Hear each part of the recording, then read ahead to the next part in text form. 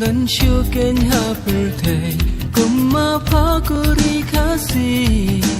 nang tay shadu shate namingi shadu sapni dan shuken hapurtay kumapa kuri kasi